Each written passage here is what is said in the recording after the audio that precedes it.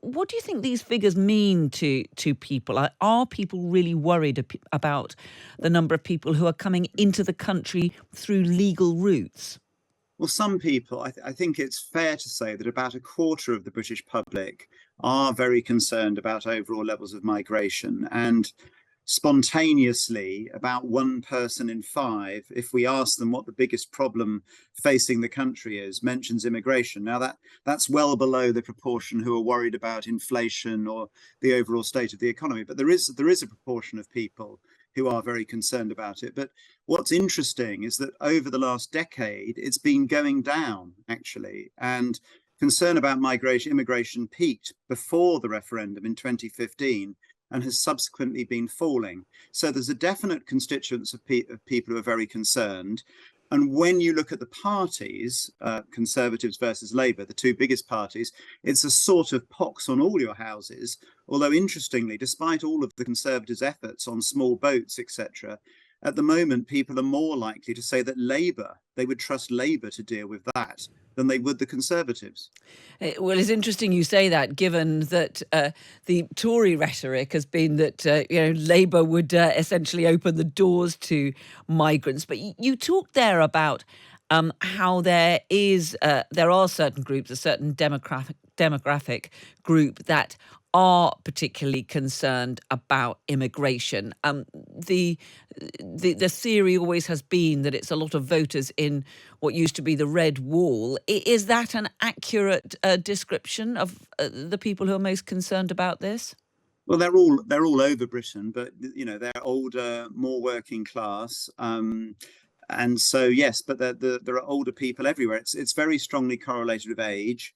And of course, the victory of the Conservatives in 2019 was a coalition of people in the north who were socially conservative, if not traditional conservative voters, and obviously more traditional conservative voters in the south, all of whom, of course, were particularly concerned about it. But I think the key point is that gradually, as we've taken back control, and you can argue about what that means, but it was one of the most successful political slogans ever. A lot of concern about immigration has actually gone away. And so it's not the biggest issue facing the country as it was in the middle of the last decade. And, at the moment, it isn't a particular strength for the Conservatives, to be quite honest. And it's extraordinary to see Labour in some ways, despite all of the rhetoric that you hear and how they're being attacked in the media, having more people saying that they would trust them than not. But for the people for whom it's really important, yes, the Conservatives can still pick up some votes on it. But overall, it's a sort of pox on all your houses. And it's one of those things that, people there isn't a very clear view, because if you say, we need more people to do the jobs that we don't want to do, then you get a sort of split vote. So people say we should, about a quarter of people in Britain say we should reduce the number of immigrants, even if it means lots of job vacancies and therefore costs going up. Another quarter say we should do it. We should let people in if it fills job vacancies, even if that means immigrants are going up.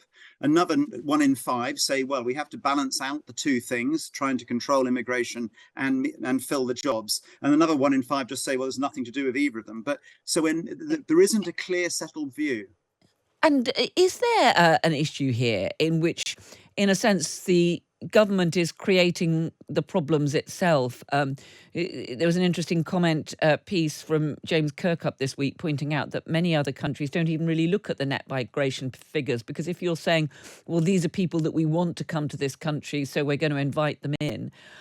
Is the problem that the government keeps talking about cutting net migration, but they're not doing so, and then incidentally coming up with policies that we were discussing earlier on the programme to bring in lots of teachers from overseas in order to fill the gaps? Well, there is a certain tension in that, and I think this is the challenge when you start to break down. You start to talk about, well, what jobs should we bring in people to work in the NHS? Yes. Should we bring in people to, I don't know, pick crops or do low-skilled work that we don't want to do? Yes. I think about the only professions we saw that they didn't want to bring in people was baristas and bankers, but virtually everything else, the public tends to think that if we need them, particularly in the NHS, we should bring them in. So yes, the Conservative focus on it. It appeals to a certain demographic. It does pick up some ex-Labour voters in some parts of Britain. But I think the bottom line is, in terms of the level of anxiety, which still, despite all the rhetoric and making it one of the main pledges, hasn't really switched the dial. Labour is still 15, 16 points ahead. It only works so far for the Conservatives. And actually, Britain itself is gradually changing in terms of its attitudes. And is there a separate problem in that Rishi Sunak talks a great deal about stopping the boats, preventing those migrants who cross the channel illegally in small boats? Do people sufficiently differentiate between asylum seekers, people who've come to this country illegally or by illegal routes, and those that have come in because they've got a perfectly legitimate right to come here? To be honest, it's complex. And, when we've looked at it, we found that, when you start to get into some of these definitional issues, yes, somebody coming across on a boat, no connection with Britain, etc. But then you've got people who have been here for many years paying taxes, and then, claiming benefits. And of course, the public doesn't like that either.